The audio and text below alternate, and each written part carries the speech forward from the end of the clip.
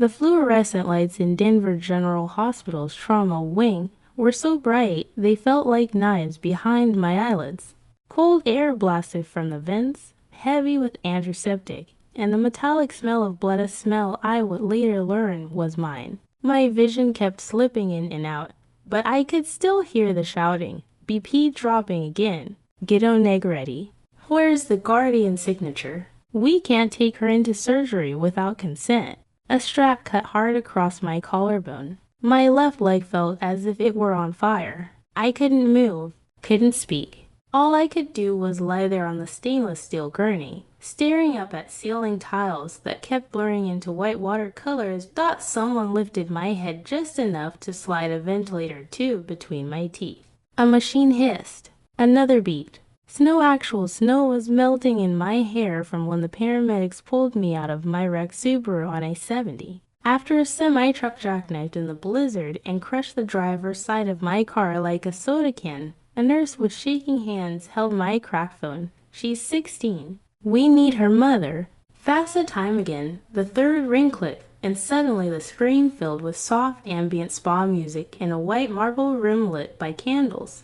My mother, Melissa Kerr, lay wrapped in a plush robe, a gold mask smeared across her face. Next to her, Blair lounged on a heated stone chair, scrolling her phone, nails glossy pink. Mrs. Kerr, the nurse said, angling the camera so Melissa could see my bloodstreaked face. The tube down my throat, my chest barely rising. Your daughter has life-threatening internal injuries. We need immediate consent to take her into surgery. Melissa blinked slowly, like the request had interrupted her meditation. If she's not gonna make it, she said, her voice bored, just tell me later. We're in the middle of a treatment. The surgeon actually froze. You understand, he said sharply. If we wait even 30 minutes, she may not survive.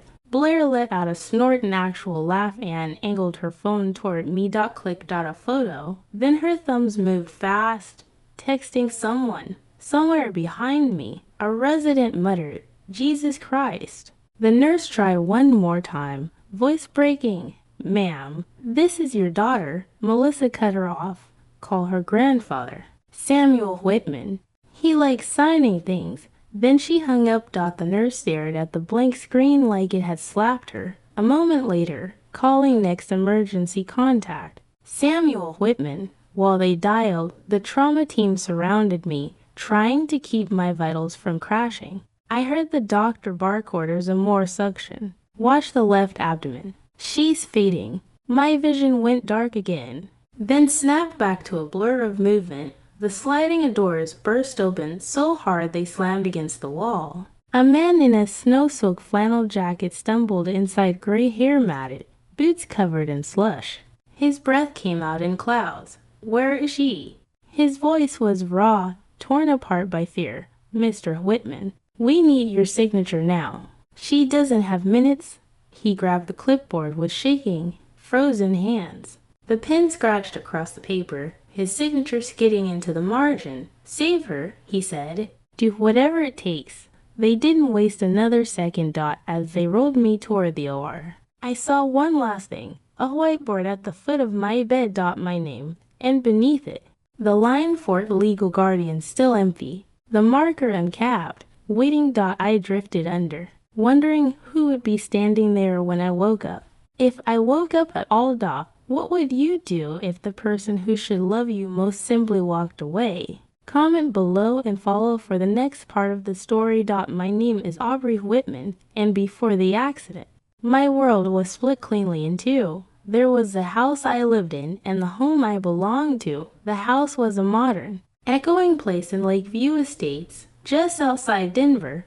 Big stone pillars, chrome railings, white leather furniture no one was allowed to sit on. My mother, Melissa, married into it when I was 11. After meeting Gregory Kerr, a real estate developer with perfect teeth and a portfolio full of lakeside mansions in Tahoe and Big Bear, Gregory drove a midnight blue Porsche and talked about maximizing profit margins more than he spoke to me. His daughter, Blair, who was 2 years younger than I, treated the world as if it owed her a spotlight. Every hallway reflection was a mirror she had to stop and admire herself in. When my mother remarried, everything in my life shifted, including me. My bedroom, once the sunny room facing the backyard, was reassigned to Blair for the natural lighting. I was moved into a cramped space above the garage, where the air conditioner rattled all night. Blair got a walk-in closet bigger than my entire room. I got a metal storage rack for my clothes. My mom called it fairness. Fairness meant Blair got new wardrobes every season, while I wore second-hand uniforms from a private school she attended. But in single quotes T. Fairness meant Blair got ballet lessons, ski trips, and birthday parties with catered MACARONS. Fairness meant I got rides to public school at 6 a.m. because traffic near downtown is awful. But the strangest part wasn't the material difference. It was as if my mother was scared to upset Gregory and Blair, like fragile porcelain pieces in an expensive collection. She had to keep them polished and maintained. She called me my older one at dinner parties, as if naming me might embarrass her. She wanted harmony in the Kerr household, even if it meant sanding down every sharp corner of my existence, until nothing recognizable was left. But the home I belonged to was 3 hours south, in Colorado Springs, in a cedar shingle cabin tucked between tall pines. The porch sagged a little. The kitchen window is stuck in winter. The floors creaked in places that made Gregory scoff. But to me, it was the safest sound on earth. It was where my grandfather, Samuel Whitman, lived, a retired firefighter with hands rough from years of chopping wood and saving people he had never met before. That day, he smelled like pine sap, motor oil, and the cinnamon coffee he brewed every morning when I was little. He built me a tiny wooden stool so I could reach the counter. When I was older, he taught me how to change a flat tire, fillet a trout, and sand a piece of cedar until it felt like silk. Every Friday after school, I tossed my backpack into his old rust-red pickup and spend the whole weekend with him. He'd keep the porch light on even if he knew I wouldn't arrive until after dark. He always said, "Some lights shouldn't go out, Aubrey, especially the ones kids come home to."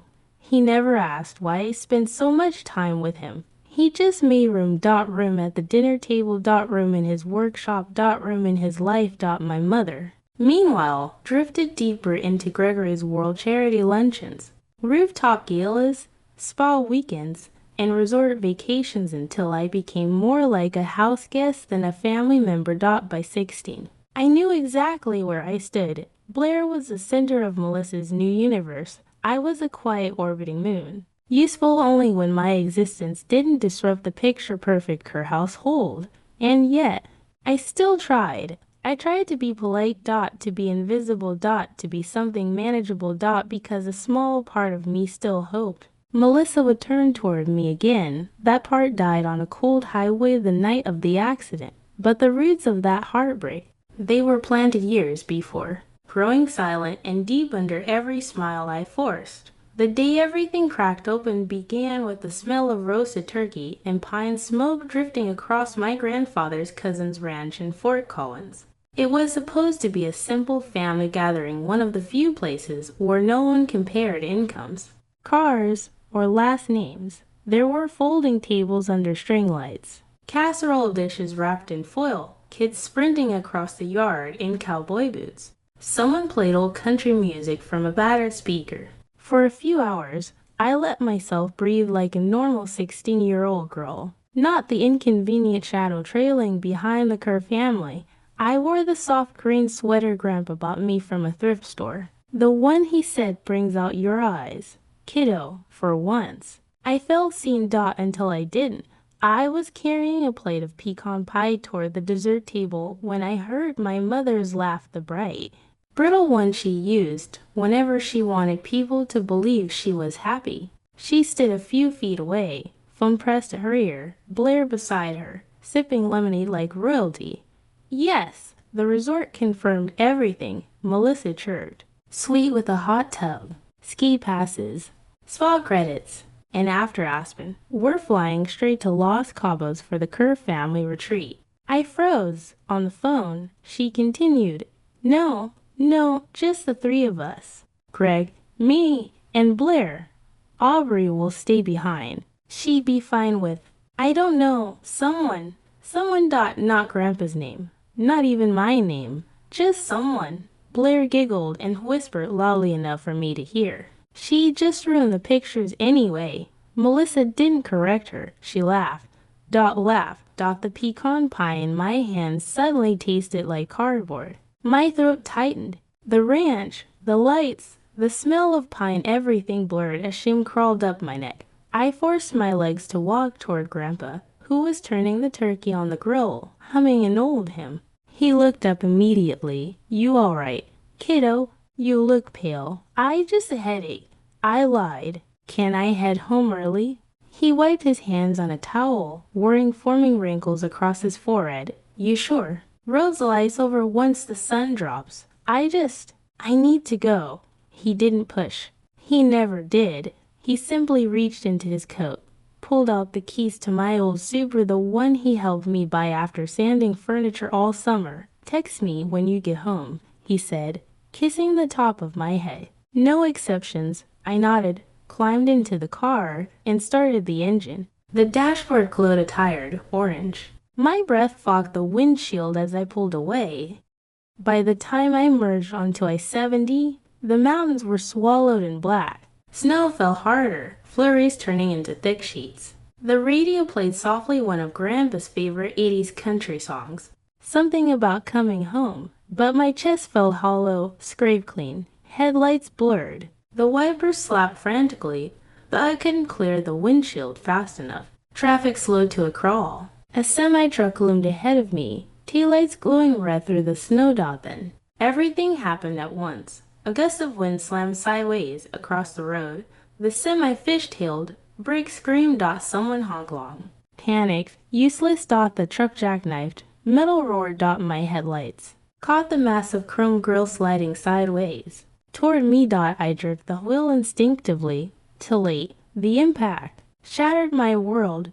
Glass exploded across my face. My body snapped sideways as the Subaru spun once, twice before flipping. The roof crushed. Inward. My seatbelt carved fire into my shoulder. Something warm filled my mouth. Blood. The radio died mid-lyric. The last thing I heard was a shriek of twisting steel. Then silence. Cold crept into my bones.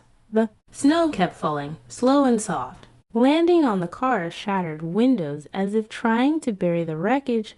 Far away dash sirens. Growing louder. Sharp. Urgent. I tried to move. Nothing happened. Somewhere inside the wreck. I prayed Grandpa wouldn't be the one to find me. When the paramedics finally reached me, the world dissolved into blinding white lights and shouts I couldn't understand. Hands lifted me, slid me onto a board, wrapped tubes and wires around my arms. Someone pressed their fingers to my neck. Pulse weak. Get her in. The cold night gave way to the sterile brightness of the hospital. And as the doors to the trauma bay slammed open, I realized something. My mother didn't know. And if she did, she wouldn't come. The ICU at Denver General didn't follow the standard rules of time. There was no sunrise, no sunset, only the steady metronome of machines and the cold wash of fluorescent lights that never dimmed. For 15 days, I drifted somewhere between life and the sound of my grandfather's voice. They told him to go home. He refused. A recliner more vinyl than cushion became his new bed. His boots never left his feet. His flannel jacket remained draped over the armrest, still faintly smelling of pine and wood smoke. Nurses walked past him with a kind of quiet respect, the kind reserved for people who had already lived through fire and didn't fear sitting beside it again.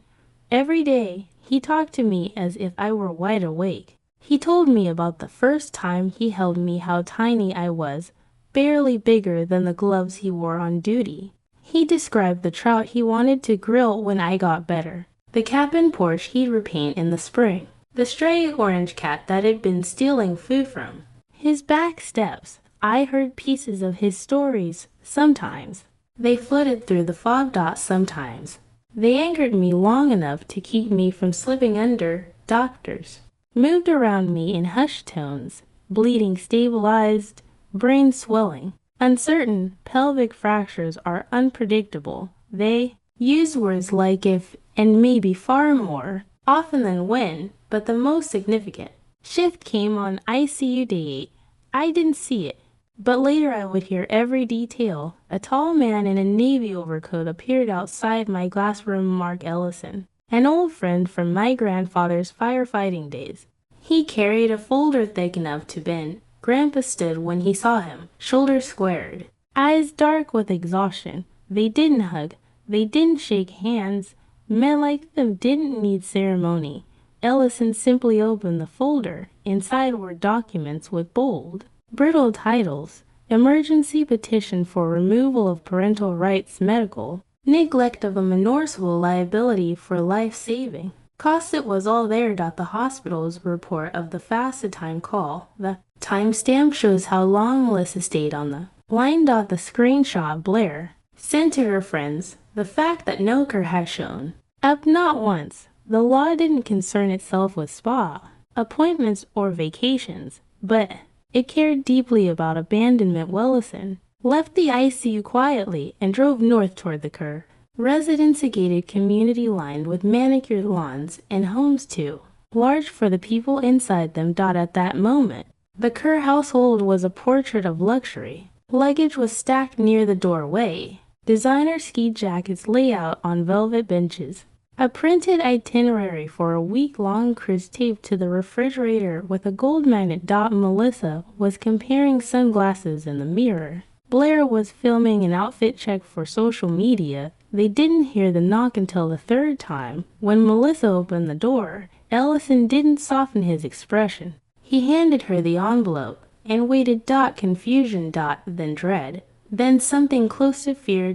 As she scanned the first page, her spray-tan complexion paled to the color of unbaked dough. Blair stopped mid-pose, phone lowering slowly. By page 3, Melissa had to brace herself against the doorframe. Ellison spoke only once. You have 72 hours to respond. After that, a judge will proceed without you. He didn't wait for a reply. He didn't need one. He stepped back into the cold, leaving mother and daughter surrounded by luggage meant for a vacation that would never happen. Back in Denver, Grandpa never mentioned any of this. Not when he took my hand. Not when he adjusted my blanket. Not when he sat beside me through another long night listening to my machines argue with my heartbeat. He was waiting for me to come back. That was all he cared about. On day 13, a beam of soft morning light managed to slip through the narrow IQ window. Grandpa noticed before anyone else. He leaned forward, studying the numbers on the monitor like they were a secret message meant only for him. The swelling had dropped. The pressure had eased. My body was fighting for the first time since the crash. He let out a long, shaky breath, the kind of exhale a man gives when the world stops collapsing for just a moment. By day 15, the doctors nodded cautiously. My vitals weren't stable, but they were no longer slipping. A nurse adjusted the sedation levels. Any time now, she murmured. She might start coming back. Grandpa didn't stand. He didn't pace. He simply placed both hands on the railing of my bed and whispered the exact words he'd been whispering for 2 weeks. I'm right here, kiddo. Take your time. Find your way back. And somewhere in that fog-wrapped machines and dim hospital light, I reached for the sound of his voice. The world tilted. A shadow shifted. A breath caught. And then, at last, I surfaced. The first thing I felt was a sense of weight. Not pain, though plenty of that followed, but the heavy, sinking weight of returning to a body that had nearly given up. When my eyes finally opened, the world sharpened slowly. Blurred lights. The steady hum of machines. The faint smell of disinfectant threaded with something warm and familiar: pine, coffee, and the lingering smoke of old flannel. My grandfather, his face was the first thing I saw. Unshaven, pale from exhaustion, but shining with a tenderness that cracked me open more than any injury. Hey, kiddo. The words trembled even though his hand didn't. I tried to speak, but only a rasp escaped. He pressed the call button, then lifted the whiteboard the nurses had left at the end of my bed. Thick black marker spelled out a truth I wasn't prepared for. Legal guardian. Samuel Whitman's letters blurred as tears filled my eyes. Not because I didn't want him there, because of what it meant about the person who should have been. He wiped my cheeks gently, thumb warm against my cold skin. The machine softened into a distant rhythm as the room steadied around us. Over the following hours, between flashes of light in my pupils and nurses checking his vitals, he told me everything, not with anger, but with a quiet honesty that landed deeper than shouting ever could. The FASA time called up my mother's voice at the spa, Blair's photo, and the message she sent. The documents were delivered to their door while my body hung in the balance. He didn't spare details, and he didn't apologize for telling the truth. Better you hear it from me, he said, not from the world. I cried harder this time. Grief and relief twisted together until I couldn't tell them apart. Losing the last scraps of hope felt like shedding a skin that never fit. Heavy, but necessary. 2 weeks later, I was stable enough to leave the ICU. Not for Lakeview Estates. Not for the Kerr mansion with its silent hallways and empty promises. I went home with my grandfather. His cabin in Colorado Springs smelled like coffee and cedar the moment he carried me inside. He had turned his old woodworking room into a pale green bedroom for me, with soft blankets and the small wooden stool he carved when I was 5. From the window, I could see pines dusted with snow and a sky wide open enough for breathing. Recovery was slow. Even standing made my bones feel like glass. Some nights I woke gasping, trapped in the memory of twisting metal. Some afternoons, the pain drowned every thought. But my grandfather never hovered impatiently. He moved at my pace, steady but sure, always near enough that I never had to reach far for safety. One evening, my phone lit up on the counter. Mom flashed across the screen. I watched it ring 10 times. Maybe more. Then I pressed decline, set the phone face down, and let the silence settle where grief had once lived. My grandfather leaned in the doorway, hands in his pockets, offering neither judgment nor praise. His presence alone was enough. By the end of the month, the court summoned us. Preliminary hearing, medical neglect, emergency guardianship review. The courthouse in downtown Denver was made of stone and marble and featured echoing hallways. I entered on crutches, my grandfather beside me, and Mark Ellison walking just behind us with a folder under his arm. The air smelled of old paper and something colder anticipation. Maybe. Melissa sat at the defendant's table, shoulders drawn tight beneath a navy suit that didn't quite fit. Her face looked smaller without the spotlighting, more fragile, but not unfamiliar. Blair slouched beside her, eyes glued to the floor. The judge, a woman with silver gray hair pinned neatly at the back, called the hearing to order. She spoke with the calm precision of someone who had no patience for theatrics. There was no space in that room for excuses disguised as apologies. Mark approached the bench. Your Honor, with the court's permission, we will begin by entering Exhibit A. The judge nodded. A screen flickered to life behind her. And then the video played. The trauma bay. My body is on the gurney. Blood, tubes. My chest is struggling too. Rise. The spa music is floating through the phone speaker. My mother's face framed in luxury and indifference. If she's not going to make it, please let me know later. The words filled the courtroom like a cold wind. The room didn't gasp because gasps were sharp and sudden. This reaction was heavier, dense, a quiet collapse of collective disbelief. Next came the screenshot Blair had sent. My swollen face, the caption beneath it cruel in its effortlessness. Then the time-stamped group messages.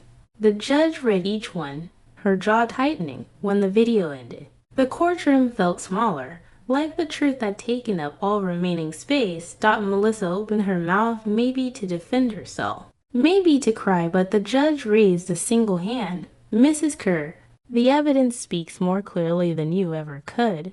I didn't look at my mother. I didn't need to. The judge turned to the clerk for the safety and well-being of the minor. Emergency guardianship remains with Mr. Samuel Whitman effective immediately. We will revisit permanent termination at the next hearing. Her gavel struck the block a sharp, echoing sound that felt like a door finally closing. Not violently, not with bitterness. Just decisively. My grandfather placed a steady hand on my shoulder as we rose to leave. His warmth grounded me in a way I had never felt in the Kerr household. For the first time, I wasn't walking away from a family, I was walking toward one. Fall settled over Colorado in muted golds and rusted reds by the time the consequences of that hearing began to ripple outward. What happened in that courtroom didn't just change my future. It reshaped the entire landscape of the Kerr household.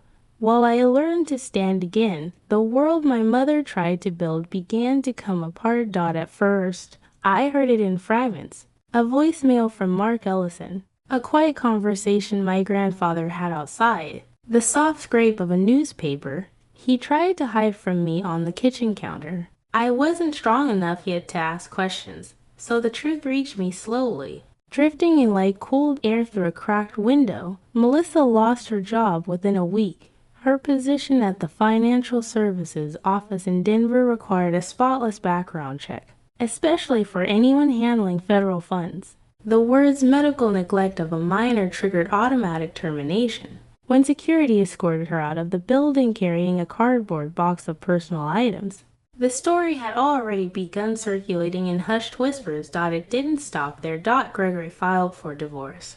A move often made quietly to protect assets before public fallout could tarnish a business portfolio. He moved into a lakeside condo and removed his name from the deed of the Lakeview Estates home. By the time Melissa realized what he'd done, the mortgage company had already begun foreclosure proceedings.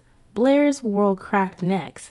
She had been selected for her private school's Early Scholars track, a program that guaranteed priority consideration for future college scholarships. After the group chat screenshots were submitted through an anonymous report, the academic board withdrew her from the program and revoked her recommendation letter. Their statement cited conduct incompatible with the values of the institution, words that struck harder than she expected. Their letter cited conduct incompatible with institutional values, a phrase that lingered like frost on a window. The private school she attended followed the same pattern. Teachers stopped overlooking her antics. Classmates whispered in hallways where she once strutted unchallenged. Social media, once her kingdom, turned quiet.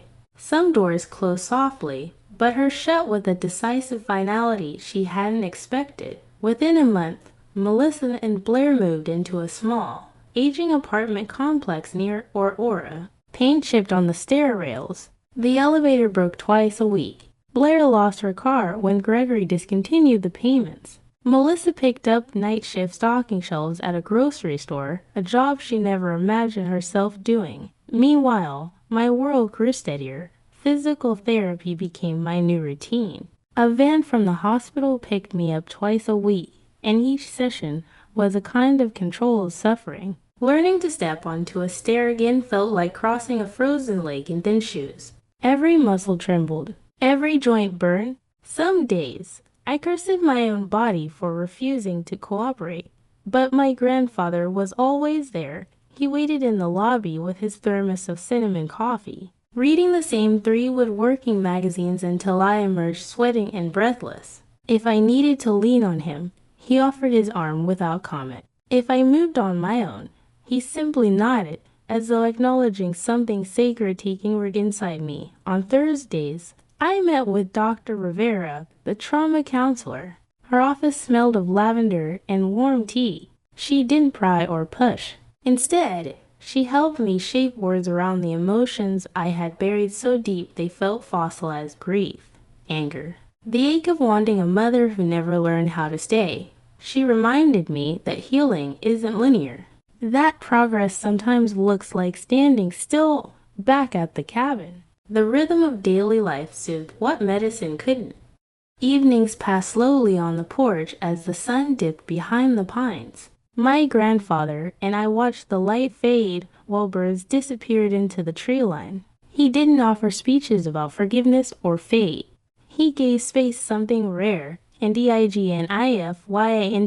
By late summer, I traded my crutches for a cane. By early fall, I let go of the cane completely. I still walked with a slight hitch, a reminder of the night everything changed. But the doctor said it would fade by my 18th birthday. The most significant transformation wasn't in my stride, but in the quiet certainty settling in my chest. I wasn't drifting anymore. I wasn't waiting for someone to come claim me. I had already been chosen. One evening, after finishing a longer walk than I'd ever managed since the accident, Grandpa met me at the porch with a blanket draped over his arm. "Cold tonight," he murmured. I leaned against the railing, lungs burning but full for the first time. The future didn't feel like a question, it felt like a path clearing under my feet, steady and open, and somewhere in the distance, the date for the final hearing approached, carrying one last decision that would determine where I truly belonged.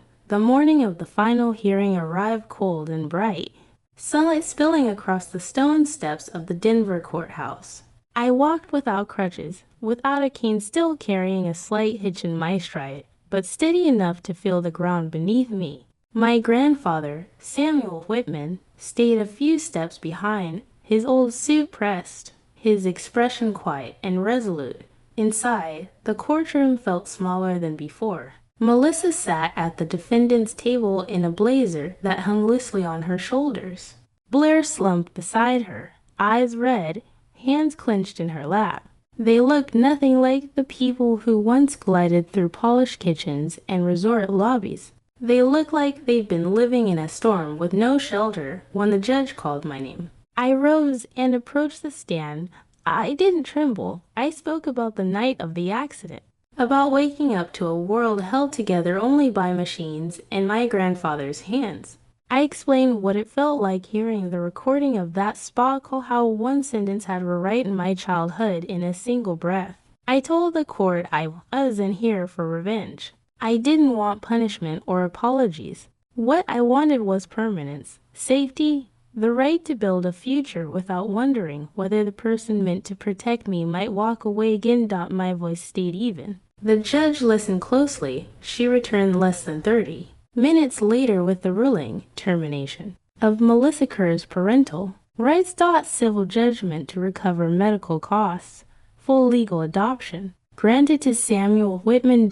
It was final, clear as winter air. When we stepped into the hallway, my grandfather's hand settled gently between my shoulders. I leaned into him, letting the moment sink into my bones. Not triumph, not victory, just the stillness that comes when the fight is finally over. 3 weeks later, the adoption papers arrived. I signed my new name, Aubrey Whitman Samuel, slowly, savoring every letter. My grandfather framed the certificate and set it on the mantel beside a photo of my father in his old firefighter uniform. For the first time, the two pieces of my life felt joined rather than torn apart. The months that followed unfolded quietly. I enrolled in a small alternative high school near Colorado Springs, where no one knew my history unless I chose to share it. My grades climbed. My limp faded. The room Grandpa built for me stayed the soft green of early morning light. 5 years passed. At 21, I earned a degree in counseling psychology and began working with teenagers who carried the same kind of wounds I once hid behind silence. Every day, I told them what someone once proved to me, that being abandoned doesn't mean being unlovable, and being chosen can rewrite everything. Grandpa turned 80 that spring. He still repaired his own porch steps and brewed cinnamon coffee every dawn. Some evenings, we sat outside watching the sun fall behind the pines, the world humming softly around us. He never asked about Melissa or Blair. He didn't need to. They had left Colorado years earlier, starting over in Kansas under quieter names, and the distance between us felt like the right shape of peace. I learned that forgiveness doesn't always look like reunion. Sometimes it looks like walking forward with steadier legs than before.